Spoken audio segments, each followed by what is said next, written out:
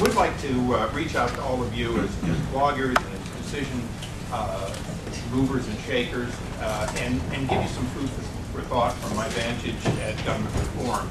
I'm going to read you just one line from the 1995 Clinton administration home ownership strategy. Action 44, flexible mortgage underwriting criteria.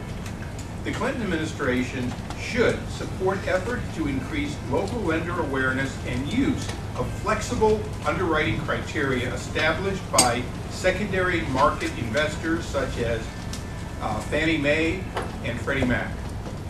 May households may qualify, parentheses, for mortgage lending if local lenders are encouraged to more flexibly interpret secondary market purchase requirements. There's a smoking gun. It's a perfect smoking gun. It tells us what Barney Frank, the Clinton administration, and others were doing back in those days. And I think, and this happens to be Action 44, and it's in their report, it tells us that the seeds of a global meltdown began, perhaps well-intentioned, with the idea that everybody should have a home. And everybody should have a home even if they can't afford it. So you try to figure out a way to make it. I want to ask if anyone disagrees that health care in this country costs too much for what you get. We all agree that. We all agree that doctors practice defensive medicine. We all agree that we have some of the most expensive prescription costs in America, in the world. We all agree that that in fact, if you don't have a health care plan and you walk in and you want to pay cash, either to your doctor or to your dentist or for a prescription drug, you'll pay more than anybody else who walks in there with any plan. You can jump in here if you disagree with any of these things, because it could happen.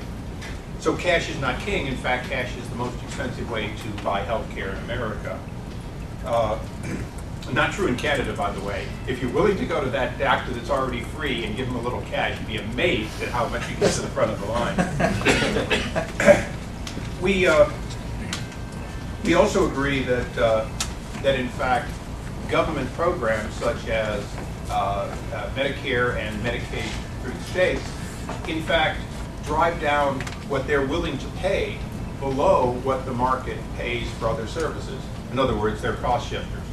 Last but not least, I would assume we all agree that the emergency room is the worst place to go for health care.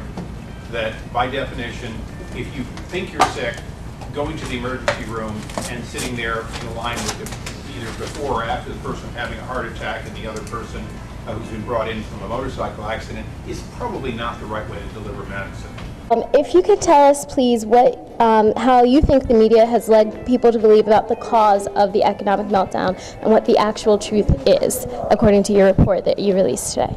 Well, I think that blaming Wall Street is a small part of the problem, and that, in fact, what we have to understand is Wall Street followed a lead that came out of Freddie and Fannie, and that more of the problem originated in Washington's desire to have everyone have a home.